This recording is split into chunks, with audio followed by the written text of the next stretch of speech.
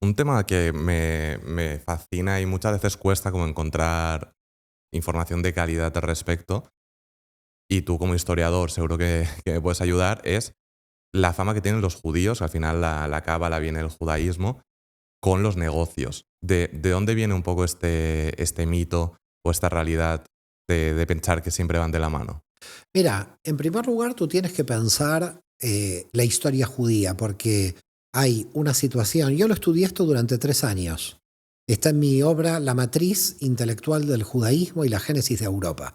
Así que tu pregunta me llevó 3 años respondérmela. Brutal. Así que no sé cómo haremos en esta entrevista para que yo te explique tres Sí. años de Y investigación. luego también estudiaste, ¿no?, los judíos en Argentina, Sí, eso fue, no, esas fueron las raíces judías de de las las familias. familias católicas. Ujú. Ese fue otro tema. Vale. Sí, pero es que Ese, es un tema que has estudiado. sí, que he estudiado, el tema genealógico.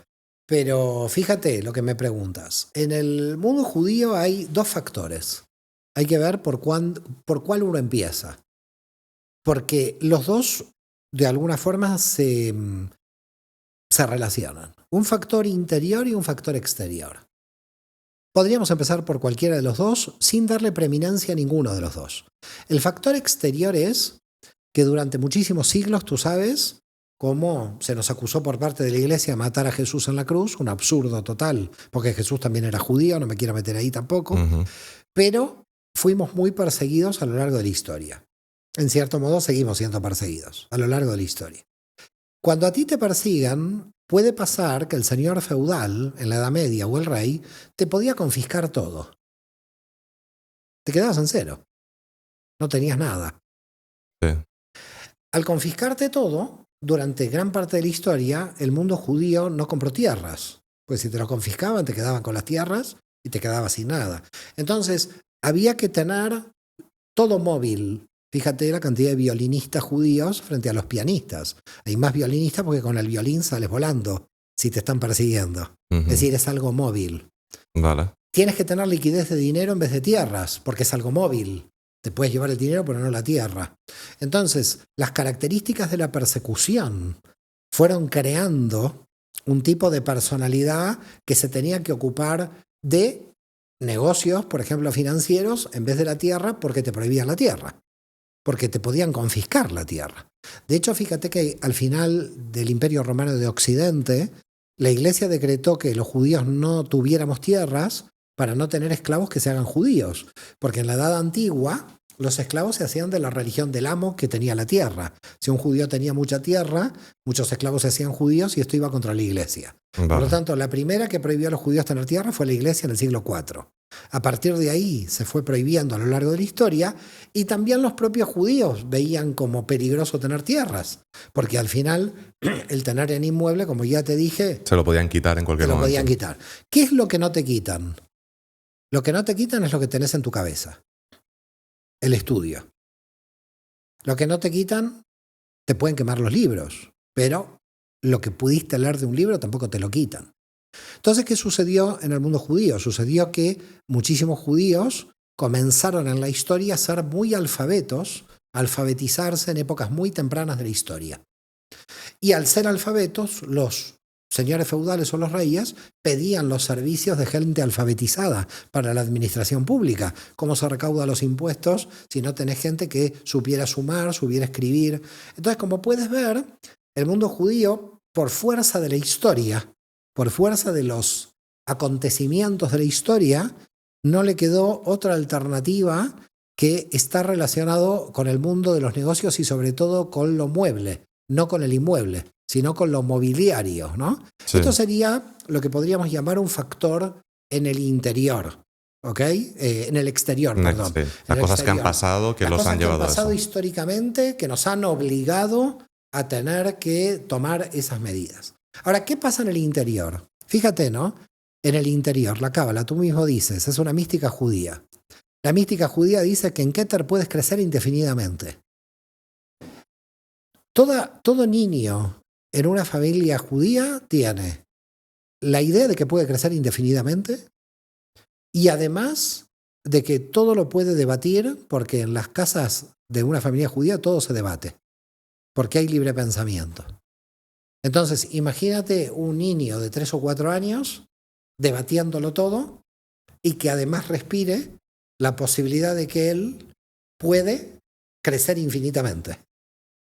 Te voy a dar un ejemplo de esto. Venga.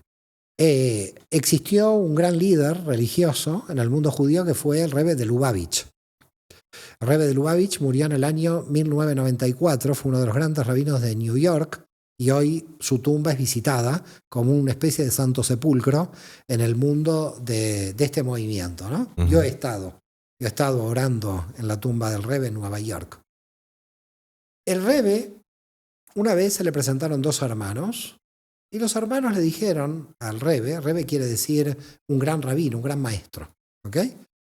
Estos 2 hermanos se presentaron y le dijeron, mire, nosotros ya nos queremos retirar de los negocios, nos queremos jubilar, porque en verdad ya tenemos demasiado, no tiene sentido ya. Y el Rebbe le dijo, una persona judía no se retira nunca. Siempre tiene que crecer, porque siempre tiene que esperar que el Dios no sabemos cuánto le va a dar. Tiene que estar como dispuesto a recibirlo todo el rato, ¿no? Tiene que estar dispuesto a recibirlo porque mientras más recibes, más puede dar. No puede cortar la cadena de flujo. Uh-huh. Tiene que estar abierto a recibir. Si Dios te está eligiendo para que tú seas el receptor de esto, tú no tienes que sentirte mal por lo que estás recibiendo. Te sientes mal si no das. Y en el mundo del judaísmo, el 10% de las ganancias hay que darlas. Uh-huh. Entonces, es como una retroalimentación. ¿Puedes dar más? Indudablemente si tienes más. Si tienes menos, puedes dar menos. Entonces, si una persona quiere, no sé, crear una comunidad, ayudar contra el Parkinson, tiene que tener fondos para que pueda ayudar contra el Parkinson. Si esta persona no tiene, entonces no se puede cortar como el flujo que viene de la divinidad. Eso no se puede cortar. ¿Quiénes eran estos 2 hermanos? Que ya murieron los 2, ahora creo que están sus hijos o sus nietos, los hermanos Reichman, los dueños de los Four Seasons. Mira. A nivel mundial. Es decir, ellos en un momento dijeron, no vamos a acumular, porque realmente para nosotros no tiene sentido. Y la verdad que yo lo veo bien, la reflexión que hicieron. Sí, sí. Pero fíjate lo que y ya tendrían bastante dinero claro, y todo. Pero fíjate lo que les dijo el Rebbe. Fíjate lo que les dijo el Rebbe. Ustedes al retirarse no saben cuánto Dios les puede seguir dando. Por lo tanto, yo quiero sacarlo del tema material y lo quiero llevar a todos los ámbitos. Sí, pero también va de la mano con lo material, porque, por ejemplo, lo que decías, ¿no? De que necesitaban ser móviles. Tú puedes ser móvil igual trabajando para alguien y ya está. Y si ahí tienes un problema te vas, pero como que siempre se buscaba como esa maximizar lo material emprendiendo, montando proyectos y tal. Sí, pero fíjate que la maximización de lo material nunca fue en el mundo judío un instrumento por sí mismo, sino para que te deje tiempo para estudiar.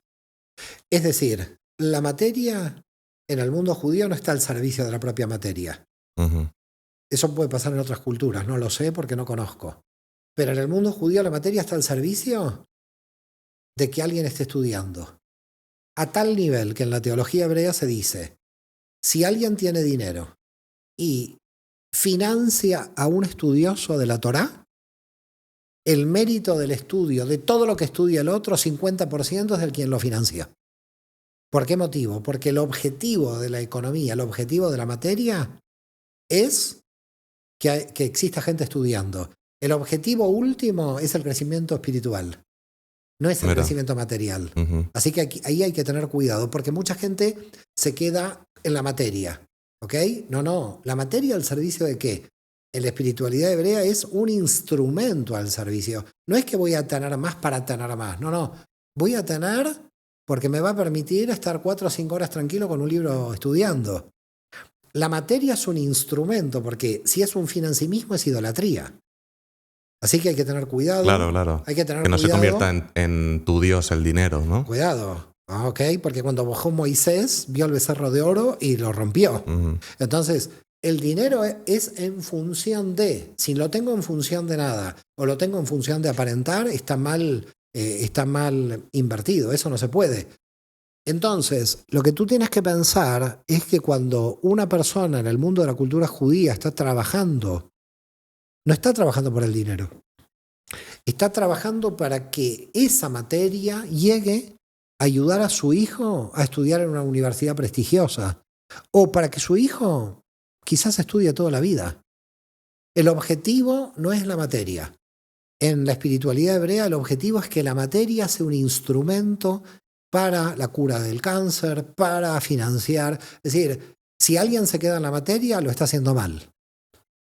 Así te lo digo, porque es un desequilibrio en el campo material, pues se vuelve materialista. Sí. Ese es un desequilibrio. La materia está al servicio. Esta mesa, la has comprado o la ha comprado alguien, no sé quién la compró. Alguien. Alguien la compró, ok. Esta mesa la compró alguien, pero la compró al servicio de que nosotros pudiéramos estar acá. No está juntando mesas acá al lado.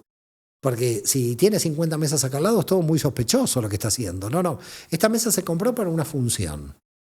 Cuando a la materia se le pierde la función, estamos ante un problema.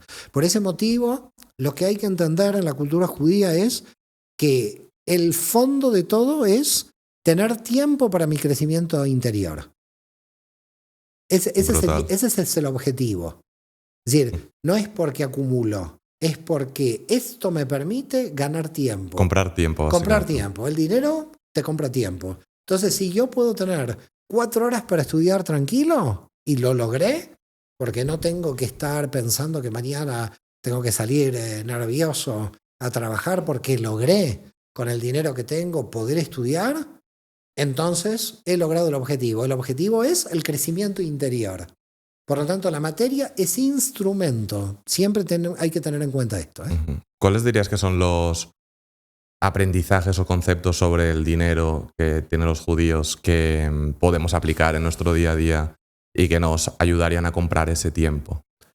Yo pienso que lo más importante que a mí me ha dado la cultura judía y sobre todo la cábala, ¿no? Como mística hebrea, es entender que si no tengo en las 10 dimensiones un equilibrio y me obsesiono por lo material y todo va a fallar.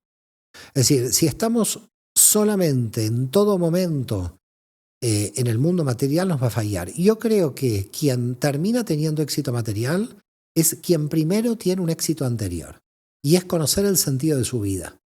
Cuando nosotros en el mundo judío, en la cábala en particular, estamos enfocados a que la persona encuentra el sentido de su vida, luego la parte material va a venir. ¿Sabes por qué?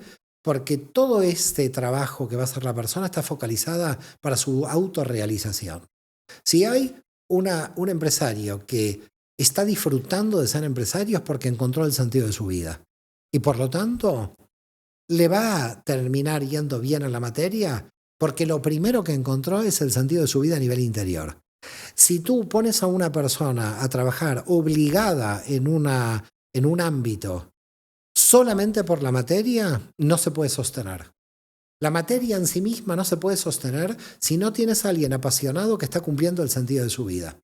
Por lo tanto, si quien cumple el sentido de su vida logra el sentido de su vida, finalmente la materia va a hacer resonancia con el cumplimiento del sentido de su vida. Por eso digo, hay que tener cuidado en enfocarse exclusivamente en el tema de la materia, porque para la mística hebrea y en la cultura judía en general, la materia es como una especie de consecuencia de algo anterior. Quiero mostrar esto, porque si no, la gente va a ir a la materia directamente y después de 10 años va a decir, bueno, tengo esto y ¿para qué me sirve?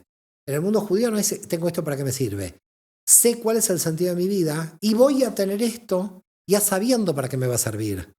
Entonces, es una realidad primero no material, es una realidad espiritual primero. La realidad es, yo encuentro el sentido de mi existencia, la materia ya va a llegar. Y si no llegué a esa materia, yo ya cumplí con la felicidad del sentido de mi existencia. Pero si la persona es una apasionada en lo que hace, la materia va a aparecer. Porque la materia es el pago de la pasión interior que el alma tiene al realizar el sentido de su existencia. Por lo tanto, mi consejo a los que nos están escuchando es busquen la pasión. Porque cuando encuentran esa pasión, nadie frena de que llegará en algún momento a la materia. Pero el que se obsesiona con la materia y se autoexige la materia sin encontrar el sentido de su vida espiritual, no le va a ir bien.